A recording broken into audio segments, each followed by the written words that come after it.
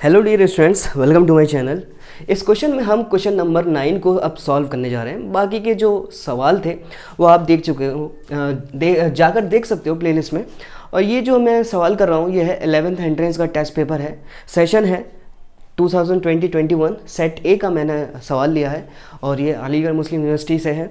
ठीक है, तो इसमें देखते हैं a ball is throne up with a kinetic energy of 20 joule.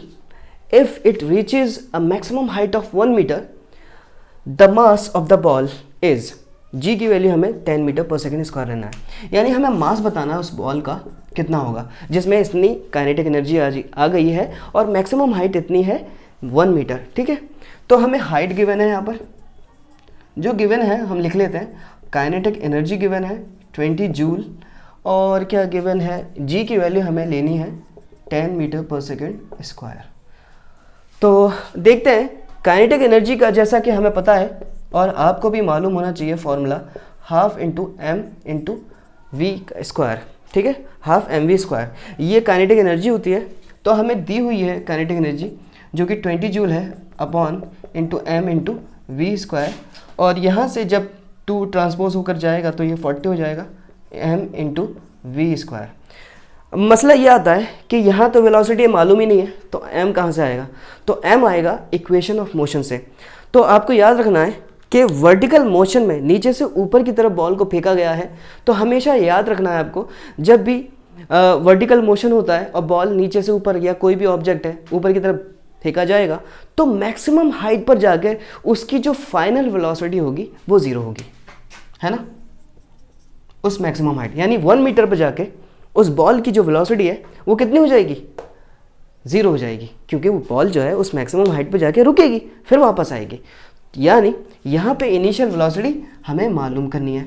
तो यहाँ जो वेलोसिटी इस्तेमाल होगी, क्योंकि यहाँ जो काइनेटिक एनर्जी अचीव हुई है वो इनिशियल वेलोसिटी की वजह से हुई है। मैंने फेंका है तब जाके उसके अंदर कुछ काइनेटिक एनर्जी आई है और जाके वो इतनी हाइट पर गया है। तो अब मैं देखूंगा कि कौन सी इक्वेशन लगा सकता हूँ। मुझे पता है थर्ड इक्वेशन ऑफ मोशन जो कि होती है v square minus u square equal to 2gh, है ना। h मतलब s, अब ये ऐसे वर्टिकल में है तो जो डिस्टेंस है वो h के बराबर रख दी। तो हमारा ये जो फाइनल वेलोसिटी है वो तो 0 है। यहाँ पे क्या बचेगा? Minus u square equal to g. अब देखिए यहाँ पे जो g की वैल्यू होगी वो नेगेटिव होगी, क्योंकि मैंने अपवर्ड मोशन करवाया है। तो मोशन जो ग्रेविटी जो है अब क्या करेगी? उस बॉल के मोशन को अपोज करेगी, मोशन के अपोज करेगी यानी रिटार्डेशन पैदा करेगी। और हमें पता है जब रिटार्डेशन होता है तो उसको हम नेगेटिव से शो करते हैं। यानी यहाँ पे g की वैल्यू जो होगी -10 ली जाएगी और हाइट हमें 1 मीटर दी हुई है। ठीक है, तो यहाँ से माइनस कैंसिल आउट हो जाएगा, तो वी स्क्वायर हमारा बचेगा 2 10 से 20 इंटू 1 तो 20 हो जाएगा। जब यहाँ से स्क्वायर को ट्रांसपोज करूँगा तो ये रूट में चला जाएगा मीटर पर सेकेंड। तो यहाँ पे इसे यहीं पे छोड़ देता हूँ एज इट इज़। अब मैं इसके इस्तेमाल से यहाँ पे पुट करूँगा और मास बताऊँगा। तो 40 m इंटू वेलोसिटी कितनी आ गई है? √20 और स्क्वायर लगा दिया यहाँ पे मैंने। तो अब मेरे पास, क्योंकि रूट पे स्क्वायर होता है तो रूट हट जाता है, तो जब ये डिवाइड में जाएगा 20 तो मास फाइनली मुझे पता चलेगी कितनी? 2 kg।